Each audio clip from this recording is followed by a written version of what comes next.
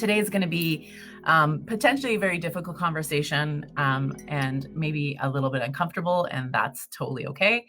I want to talk about having difficult conversations and how to have difficult conversations. There are things happening in the world that are drawing our attention, as they should, and especially with the US. And we are watching a civil rights movement happening before our eyes.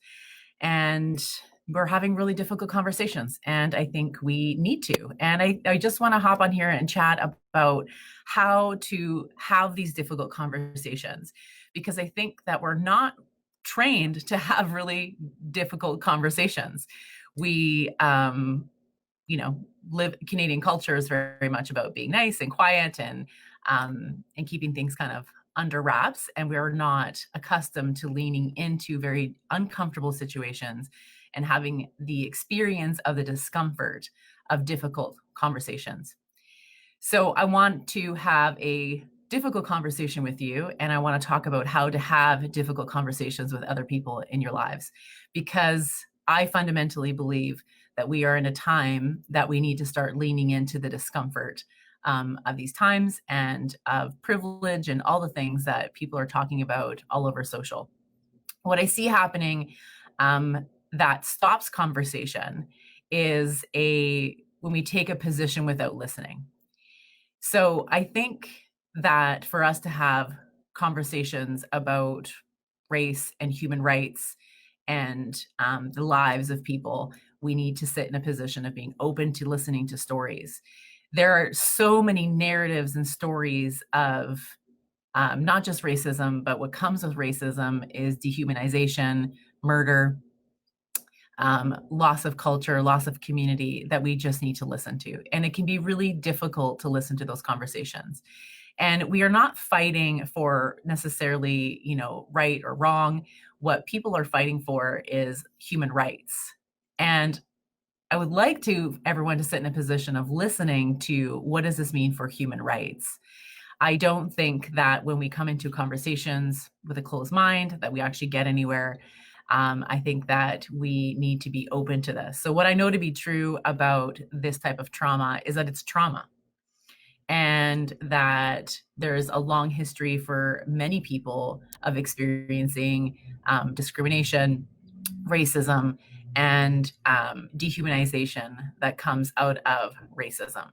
And racism is more than just noticing someone's color of their skin. Racism is a systemic setup where people who are non-white are treated differently, don't have access to healthcare, education, jobs, and those kind of things. It's a really complex thing in many ways, and also a very simple thing in other ways. So I don't think that we need to be arguing about whether racism exists or not, because it does. And I don't think we need to be arguing about what is racist and what isn't racist, because I think that if you are not a person of color, so if you're a white person, we don't get to declare what is racist and what isn't racist. In the same way that men cannot tell women what is sexist and what isn't sexist. So if I, as a woman, have the right to tell my story about my experiences of sexism and the limitation that brings into my life, and I have the right to that story and that narrative, then people of color have a right to their story and their narrative around race and racism.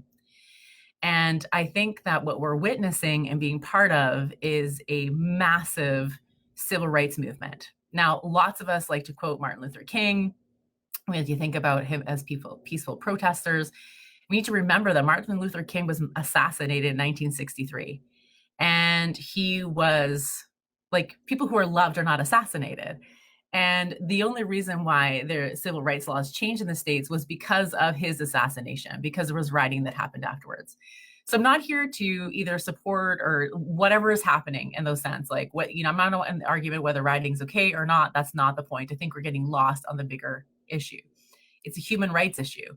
And I fundamentally believe that every human on this planet has a right to safety and to feel connection and to feel safe in their own communities and in their own lives.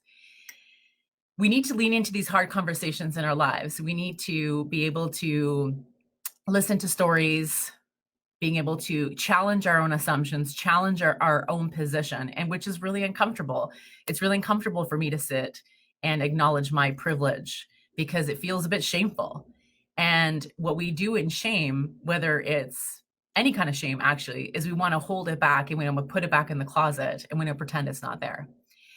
But we need to bring out shame, because the only way to move through shame and get rid of shame is to bring it out into the light and have conversation about it and to acknowledge that it's there.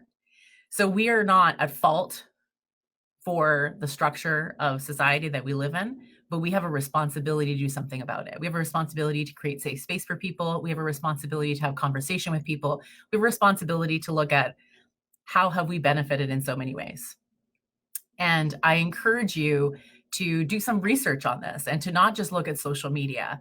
I mean, there's a lot of great information on social media, but to do some research around the history of our own country, our own nation, do history, some research on the history of the US, to find some information, to be educated. I think that we need to be educated in these things. And this is how we have really great conversation, is to hold space for these talks, these conversations of hurt and pain and suffering and despair, is to be educated and to listen to the stories that people tell us. And that's how we can have difficult conversations, is sometimes we just need to listen. I know I've spent a lot of time listening, and I will continue to listen and hold space for these conversations that are really difficult, and also realize that I want to stand up for human rights. And I want to do, I want to lean into difficult conversations where I can explore in which ways that I can do that, where I can support human rights. And also coming from a place that I don't actually know the answers. And that's totally okay. You don't know the answers. I don't know the answers. And that's totally fine. And that's where we can make some change and we can have really great conversation, is when we can acknowledge that we don't have the answers. I know this is really like not typical of my coffee talks, but I hope that you have spent some time just to reflect a little bit and share some space around the impact that this might have on all our lives as we move forward, and holding space for people who deserve the space to have their narratives heard, and that we just need to listen and lean into conversations that are difficult, where we have to challenge ourselves, which can be really difficult. But I know you can do it. We all do hard things all the time. And this is just another phase of the hard things that we're going to do. And change comes through hardship. So we are in a time of change, whether we start off with the coronavirus, shifting us into changing about our lives and how busy we are and what we're doing. And here's another opportunity to shift into some more change.